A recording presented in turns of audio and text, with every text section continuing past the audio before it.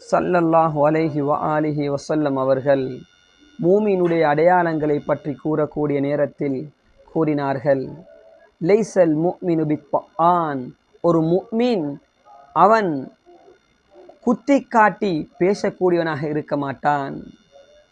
மனிதர்களுடன் பேசக்கூடிய நேரத்தில் மனிதர்களுக்கு குத்தி காட்டி பேசுவார். அவர் எப்பயோ ஒரு நாள் பேசிய அந்த பேச்சுக்கு இவர் அதனை மனதில் வைத்து கொண்டு குத்தி காட்டி பேசுவார். விளங்கிக் கொள்ள வேண்டும் கண்ணியமான சகோதரர்களே, இது முஃமினுடைய தன்மை கிடையாது. ஒரு முஃமின் குத்தி காட்டி பேச மாட்டார். வலா பித்ஆன், லானத் செய்ய மாட்டார், பதுவா செய்ய மாட்டார். எல்லாவற்றுக்கும் எடுத்ததற்கெல்லாம் பதுஆ, அழிஞ்சிவோ நாசமாகிப்போ என்ற வார்த்தைகளை ஒரு முஃமினுடைய வாயிலிருந்து அல்லாஹ் வெளியாக்க மாட்டான். விளங்கிக் கொள்ள வேண்டும் சகோதரிகளே, தாய்மார்களே, சகோதரர்களே. நம்முடைய இபாதத் உடைய லைனை, இபாதத்துடைய புறத்தை நாம் சீர் செய்து விட்டோம். அதான் சொல்லும் போது ஆண்கள் மஸ்ஜிதில் இருக்கிறார்கள், அதான் சொல்லும் போது பெண்கள் முசல்லாவில் இருக்கிறார்கள் என்றாலும் வரக்கூடிய கோபத்தை கட்டுப்படுத்த முடியாது. பெண்கள் அநேகமாக பெண்கள் இந்த விடயத்தில் பீடிக்கப்பட்டிருக்கிறார்கள், சோதிக்கப்பட்டிருக்கிறார்கள்.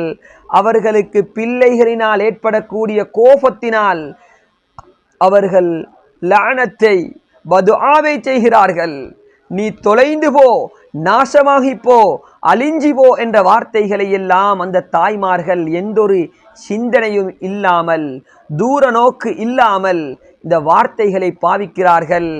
பிற்காலத்தில் அந்த பிள்ளைகள் அந்த பதுஆவின் மூலமாக அந்த நிலைக்கு தள்ளப்பட்டதற்கு பின்னால் அந்த தாய்மார்கள் கஷ்டப்படுகிறார்கள், கண்ணீர் வடிக்கிறார்கள், தஹஜ்ஜத்தில் துஆ செய்கிறார்கள்.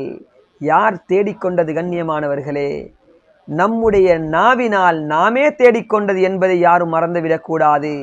முஃமினுடைய தன்மையை கூறும் போது ஸல்லல்லாஹு அலைஹி வஸல்லம் கூறினார்கள், ஒரு முஃமின் அவன் பதுஆ செய்ய மாட்டான் யாருக்கும்.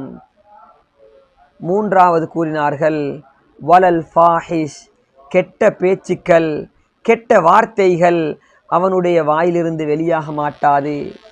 இன்று நாம் பார்த்து கொண்டிருக்கிறோம், நம்மில் சிலருக்கு கோபம் வரக்கூடிய நேரத்தில் அவர்களுடைய கோபத்தை கட்டுப்படுத்த முடியாமல் அவர்கள் தூஷணமான அரியறுக்கத்தக்க வார்த்தைகளை எல்லாம் பேசுவார்கள். சிறார்கள் அதனை மனனமிட்டு அவர்களும் பேச ஆரம்பிப்பார்கள். நம்முடைய வீட்டில் உள்ள பிள்ளைகள் என்ன வார்த்தைகளை பேசுகிறார்கள் என்பதை நமக்கு கண்டுகொள்ளலாம். பெற்றோர்கள் எதனை பேசுகிறார்களோ, பெற்றோர்கள் அதிகமாக எந்த வார்த்தைகளை பிரயோகிக்கிறார்களோ அந்த வார்த்தைகளை பிள்ளைகள் பாவிப்பார்கள், பிள்ளைகளும் பேசுவார்கள். எனவே கண்ணியமானவர்களே, நமக்கு கோபம் வரும். அந்த கோபத்துடைய நேரத்தில் அமைதியாக இருக்கும்படிதான் நமக்கு அல்லாஹுடைய தூதர் வழிகாட்டி இருக்கிறார்கள். கோபத்துடைய நேரத்தில் யாரும் பேசக்கூடாது. பேசக்கூடிய நேரத்தில் நம்முடைய கோபம் அதிகரிக்குமே ஒழிய கோபம் தணிய மாட்டாது.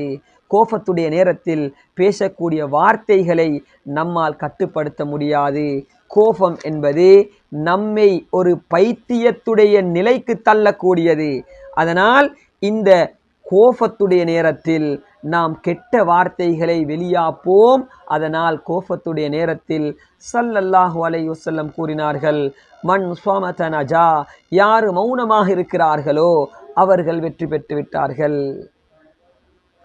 நான்காவது கூறினார்கள், வலல் பதீஇ, கெட்ட பேச்சுக்கள், கெட்ட செயல்கள், கெட்ட நடத்தைகள் இந்த ஒரு முஃமினுடைய வாழ்வில் வெளியாக மாட்டாது.